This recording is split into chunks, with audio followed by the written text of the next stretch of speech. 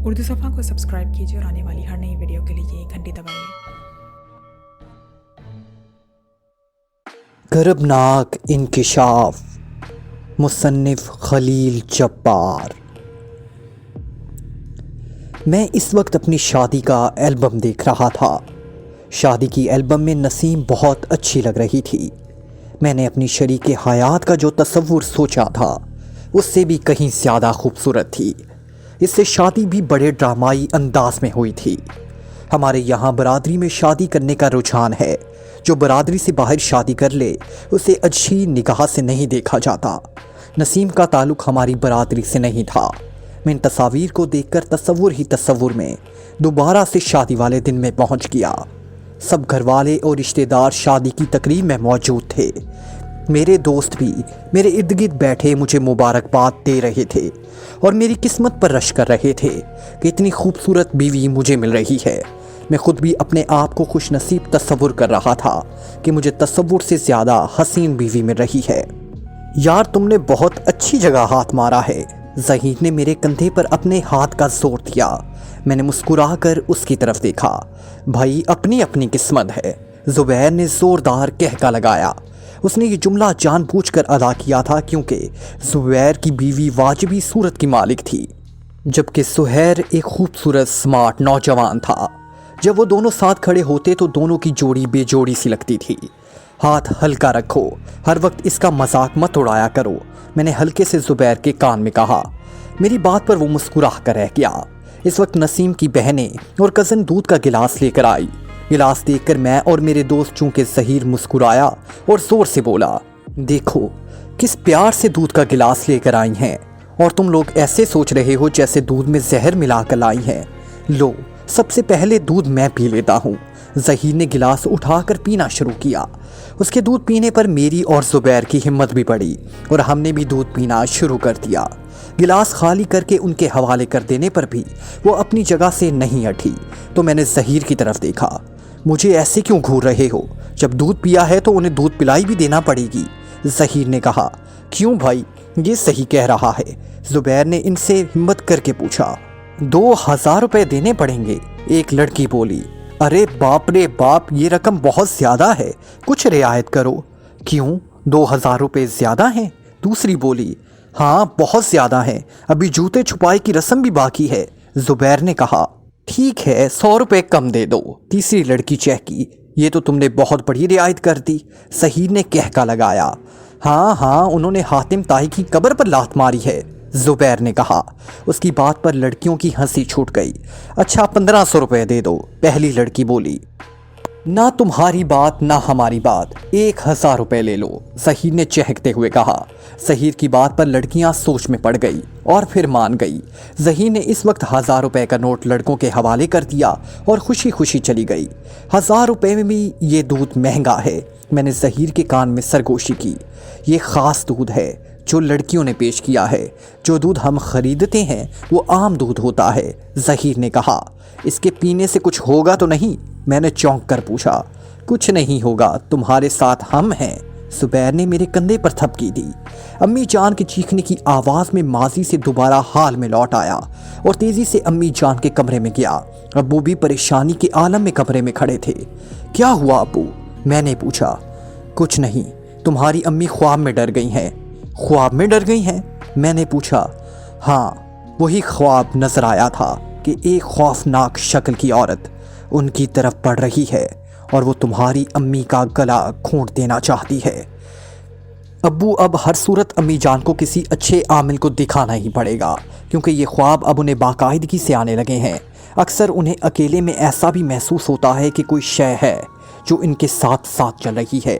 काश अब बड़े बेटे, मैंने पहले इस बात को संजीदगी से नोटिस नहीं लिया, लेकिन मुसलसल इस तरह ख्वाब में डरना और अकेले में किसी शय की मौजूदगी का एहसास होना इस बात की अलामत है कि ज़रूर कोई गड़बड़ है और तुम्हारी अम्मी को किसी आमिल का दिखाना ज़रूरी है, अब्बू ने कहा।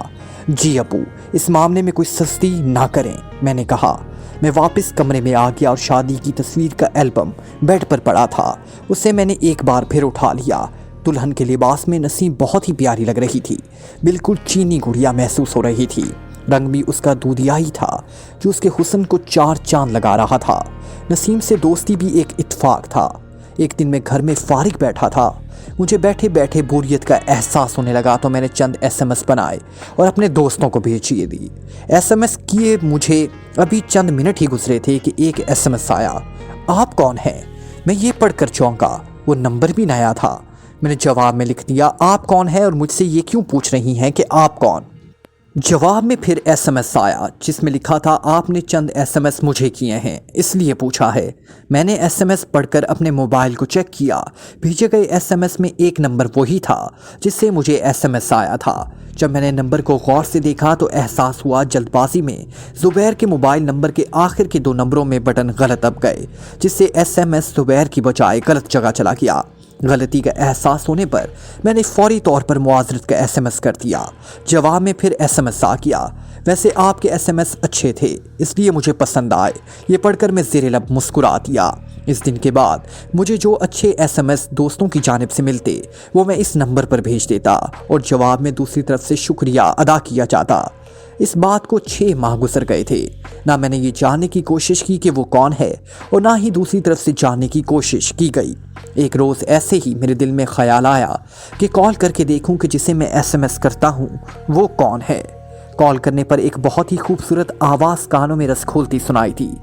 आपने अपने दिल के हाथों मजबूर होकर मुझे कॉल कर ही लिया। उसकी आवाज़ सुनकर मुझे कुछ हौसला हुआ और मैंने कहा, हाँ, मैंने सोचा जिसको मैं SMS करता हूँ उसकी आवाज़ सुन लूँ। फिर कैसी लगी मेरी आवाज़? दूसरी तरफ से आवाज़ आई, आवाज़ बहुत अच्छी है, दिल खुश हो गया है। काश आवाज़ की तरह चेहरा भी ऐसा ही हो। मेरे मुंह से बेइख्तियार निकल गया, चेहरा देखने पर ही पता चलेगा। फिर कब चेहरा दिखाओगी? मैंने कहा, जब तुम्हें फुर्सत मिले आकर देख लेना। वो हंसते हुए बोली, कहाँ देख लूँ? जेब इजाज़त दे तो किसी रेस्टोरेंट में, वरना रेस्टोरेंट ही ठीक रहेगा। मैं जल्दी से बोला, ठीक है, फिर जब तुम्हारा दिल करे मुलाकात का वक्त तय कर लेना, लेकिन मुलाकात का वक्त दोपहर 1 से 2 बजे के दौरान रखना, क्योंकि सुबह मैं एक प्राइवेट स्कूल में पढ़ाती हूँ और घर जाने के बाद मैं कुछ आराम करती हूँ। शाम में बच्चे ट्यूशन पढ़ने आ जाते हैं। बड़ी मसरूफ़ ज़िंदगी गुजारी है मैंने। हाँ, अब्बू की कमाई में पूरा नहीं होता। मैं, मेरा भाई नवीद भी काम करते हैं, जब कहीं जाकर गुजारा होता है। महंगाई भी बहुत हो गई है, इसलिए सब घर वालों को मिलकर काम करना पड़ता है, जब कहीं जाकर गुजारा हो पाता है। मैंने कहा, हाँ, तुम्हारी बात ठीक है, महंगाई ने गरीब लोगों की सफ़ेद पोशी का भरम खोल कर रख दिया है। वो बोली, तुम्हारा नाम क्या है? मेरा नाम बहुत ही मुख्तसर 4 लफ्ज़ों पर मुश्तमिल है। मुझे नसीम कहते हैं, बहुत ही प्यारा नाम है, और मुझे काशिफ कहते हैं। तुम्हारा नाम भी अच्छा है और तुम्हारे SMS की तरह। वो हंसते हुए बोली, लगता है तुम मेरे SMS से बहुत मुतासिर हो। मैंने कहा, हाँ, SMS से इंसान की शख्सियत का अंदाज़ा हो जाता है कि वो किस सोच और किरदार का मालिक है। वो बोली, मेरे SMS तुम्हें अच्छे लगते हैं, ये जानकर बड़ी खुशी हुई। मैं 2-3 दिन के अंदर मुलाकात का वक्त बताऊंगा। मैंने ये कहते हुए कॉल बंद कर दी। नसीम से बात करने पर मेरे दिल में बड़ी सी खुशी महसूस हो रही थी। इस कैफियत को लफ्ज़ों में बयान करना मुश्किल है। वो रात भी बहुत अच्छी गुजरी। रात भर मैं उसे ख्वाब में देखता रहा। वो मुझे बहुत हसीन लग रही थी। 2-3 दिन कैसे गुजरे मैं ही जानता हूँ। एक दिन पहाड़ महसूस हुआ था और मुकर्रर दिन वो मुलाकात के लिए होटल पहुँच गई। हम दोनों ने एक दूसरे को देखा नहीं था, इसलिए तय हुआ था कि हम सुबह जो लिबास पहनेंगे उसकी तफसील SMS कर देंगे। इसलिए वो मेरी टेबल की तरफ ऐसे आ गई जैसे मुझे बहुत पहले से जानती हो, और मैं भी उसे देखते ही पहचान गया था कि वो नसीम है। ज़्यादा इंतज़ार तो नहीं करना पड़ा। वो मेरी तरफ झुकते हुए बोली, मैं अभी अभी आया हूँ। मैंने साफ झूठ बोला। मैं हालांकि मुकर्ररा वक्त से 1 घंटा पहले ही होटल पहुँच गया। रात भर मुझे नसीम से मुलाकात करने का इश्तियाक वक्त से पहले होटल ले आया। मैं सोच रही थी कि लेट हो गई हूँ, कहीं तुम मेरा इंतज़ार करके बेजार ना हो गए हो। वो हंसते हुए बोली, इंतज़ार में भी एक लज्जत है, ये वही जानते हैं जो किसी का इंतज़ार करते हैं। मैंने मुस्कुराते हुए कहा, लगता है मुझसे मुलाकात करने से पहले भी किसी और के इंतज़ार का तजर्बा कर चुके हैं आप। वो मुस्कुराते हुए बोली, नहीं, ऐसी कोई बात नहीं है। मैं अपनी बेवकूफ़ी पर घबरा गया। अनजाने में मैंने ये बात कह दी। तीर कमान से निकल चुका था और मुझे अपनी बात को संभालना था, इसलिए संभल कर बैठ गया। अरे, इस तरह घबरा कर मेरी बात की तस्दीक कर रहे हैं आप? नसीम बोली। यकीन करो, मेरी ज़िंदगी में आने वाली तुम पहली लड़की हो। इससे पहले मैंने किसी लड़की का इस तरह से इंतज़ार नहीं किया। मैंने वसाहत की, मैं ऐसे ही मजाक कर रही थी और तुम संजीदा हो गए। मैंने यकीन कर लिया है कि तुमने किसी लड़की का इंतज़ार नहीं किया। बस। वो मुस्कुराई। नसीम के इस तरह कहने पर मुझे किस कदर सुकून मिला और मेरे चेहरे पर इत्मीनान की लहर तोड़ गई। 1 घंटे तक हम होटल में बैठे मुख्तलिफ मौज़ूआत पर तबादला ख्याल करते रहे और फिर वो अपने और मैं अपने घर को लौट गया। इस दिन मुलाकात करने से फिर मुलाकातों का सिलसिला रुका नहीं, चलता रहा। मोहब्बत के अहद व पैमान हुए और फिर हम शादी के मुकद्दस बंधन में बंध गए। अगरचे मेरी वालिदा नसीम से मेरी शादी करने के हक़ में नहीं थी। वो चाहती थी कि मेरी शादी किसी ऐसे अमीर घराने में हो जो मुझे कारोबार में सपोर्ट करे और मैं माली तौर पर मुस्तहकम ज़िंदगी गुजार सकूं। इसके बरअक्स मैं रोमान परवर साबित हुआ था। मेरी ख्वाहिश थी कि मेरी बीवी खूबसूरत हो और रोमानवी बातों में मेरा भरपूर साथ दे। नसीम की सूरत में ऐसी शरीके हयात मिल गई थी। नसीम का कसूर सिर्फ यही था कि वो एक गरीब घराने से ताल्लुक़ रखती थी।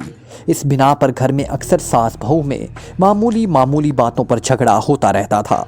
मैं जब घर आता नसीम का मुंह फूला होता तो मैं उससे समझाता, नसीम तुम वक्त की नज़ाकत को समझा करो।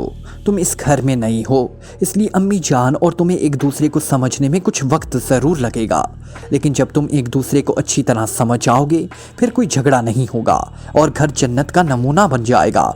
मेरे समझाने का अंदाज ऐसा था कि बात इसकी समझ में आ जाती और उसका मूड फिर से खुशगवार हो जाता। वक्त जैसे जैसे गुजर रहा था सास बहू के दरमियान झगड़ा होना तकरीबन ख़त्म ही हो गया था।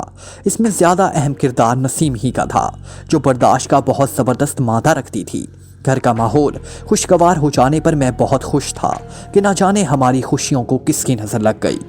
एक रोज़ दोपहर के वक्त अम्मी जान कमरे में सो रही थी और नसीम किचन में खाना तैयार कर रही थी।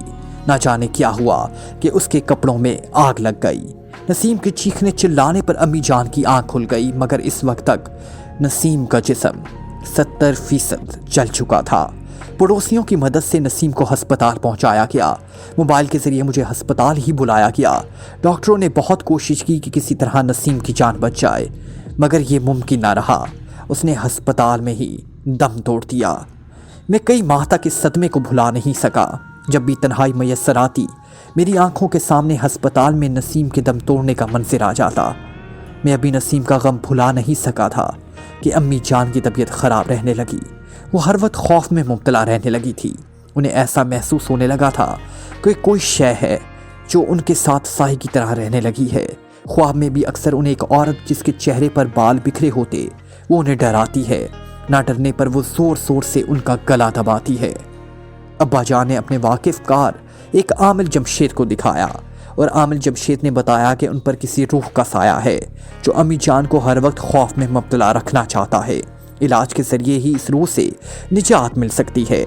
अभी अम्मी जान का इलाज शुरू हुए 2 दिन ही हुए थे कि अम्मी जान सोतने पे चीख मार कर उठ बैठी। उनका पूरा जिस्म पसीने से शराबूर हो रहा था। वो बहुत घबराई हुई थी। खौफ से वो पूरी तरह कांप रही थी। उन्हें इस हालत में देखकर अब्बू और मैं दोनों घबरा गए। अम्मी क्या हुआ? मैंने पूछा। मुझे जवाब देने की बजाय वो मुझे खौफ ज़दा नज़रों से देख रही थी। बेटे अम्मी को पानी पिलाओ, अब्बू ने कहा। हाँ, ये कहते हुए मैंने जग से एक गिलास पानी भरा और अम्मी की तरफ बढ़ाया, जिसे वो एक ही सांस में चढ़ा गई। खासी देर तक वो गुमसुम रहीं, फिर कहीं जाकर वो बातचीत करने के काबिल हुई। उस औरत ने धमकी दी है कि मैं अपना इलाज ना करवाऊं वरना वो मुझे जिंदा नहीं छोड़ेगी। वो तुमसे क्या चाहती है? अब्बू ने पूछा।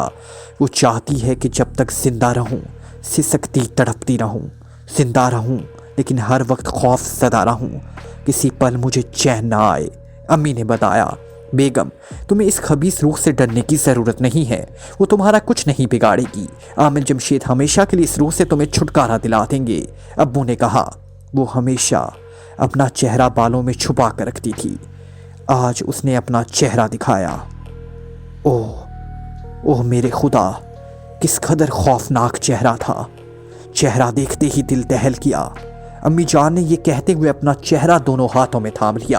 अब्बा जान, आमिर जमशेद को इस खबीस रूह की धमकी देने के बारे में ज़रूर बताना।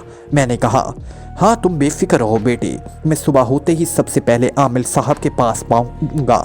अब्बू ने मुझे यकीन दहानी कराई।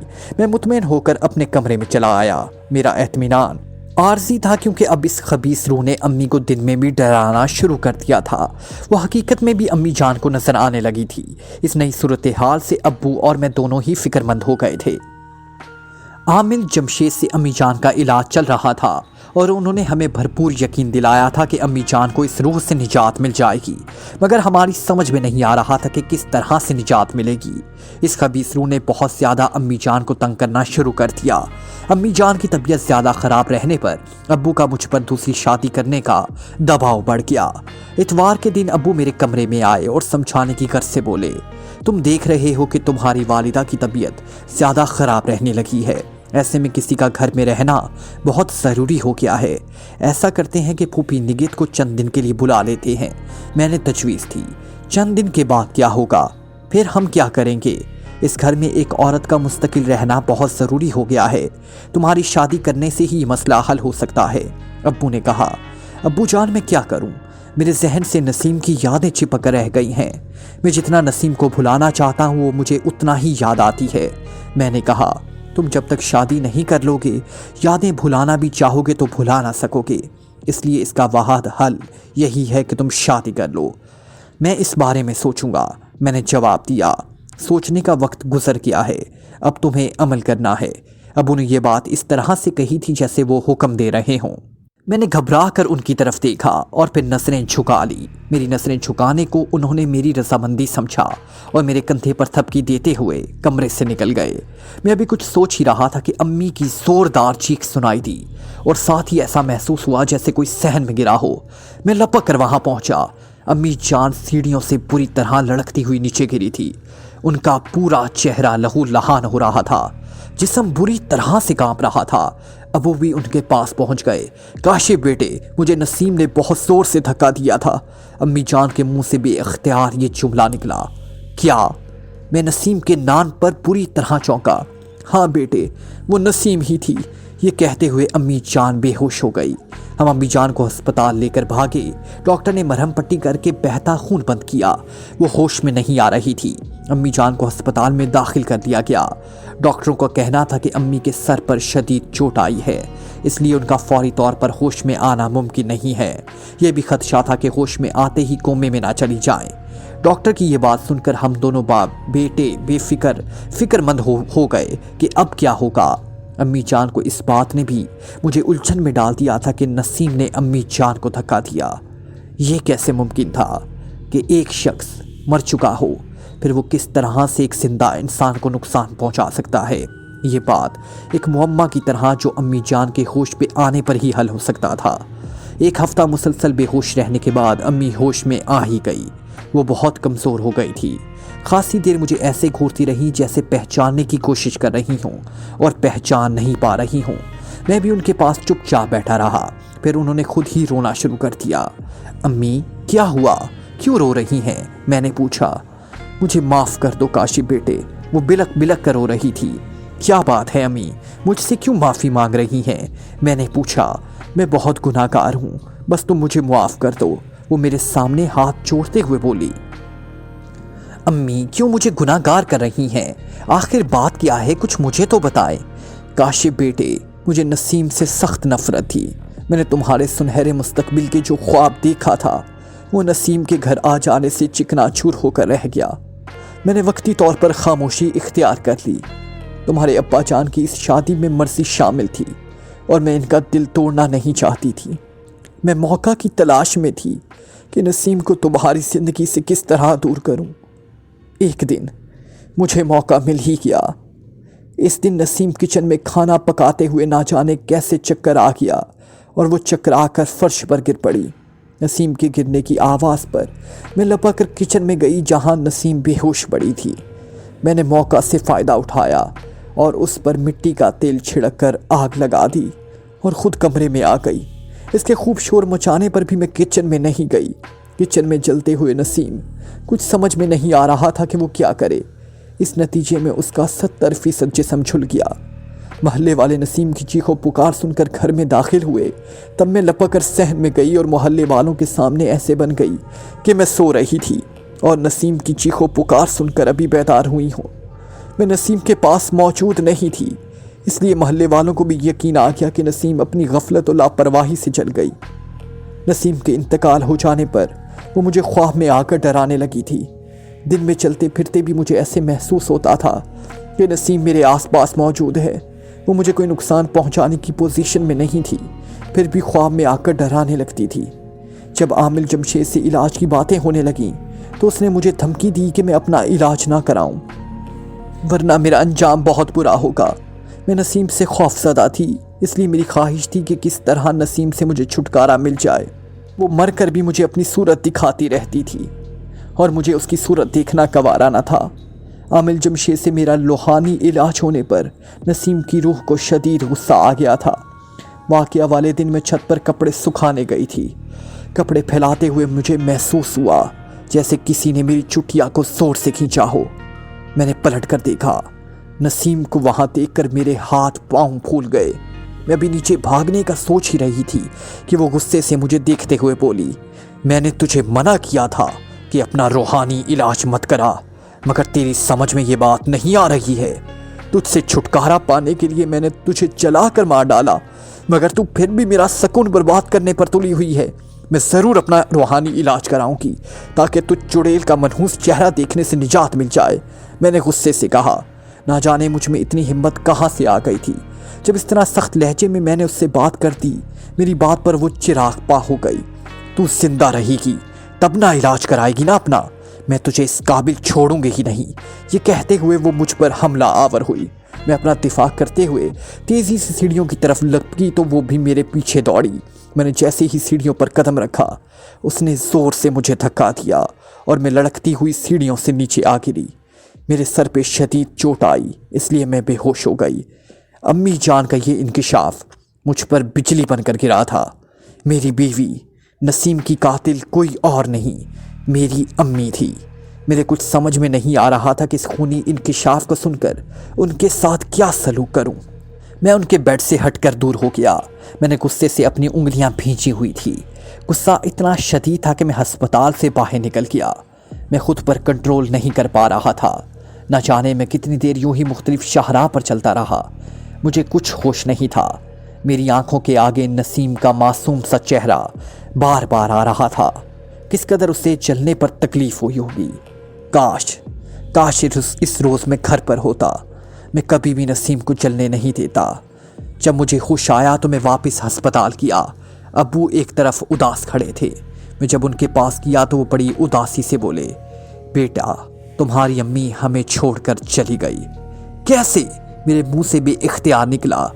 कुछ देर कबल उनकी तबीयत अचानक फिर से ख़राब हो गई। डॉक्टर ने उन्हें एमरजेंसी रूम में ले गए, मगर उनको बचाने में नाकाम रहे और वो इंतकाल कर गई। एम्बुलेंस का इंतज़ाम हो गया है, अब उन्हें घर लेकर जा रहे हैं। तुम हौसला रखो और हिम्मत से काम लो। अम्मी जान के इंतकाल पर मुझे ये दूसरा धचका लगा था। पहले उनके इंकिशाफ से लगा था। एम्बुलेंस में अम्मी की लाश रख दी गई थी। मैं भी अब्बू के साथ एम्बुलेंस में बैठ गया।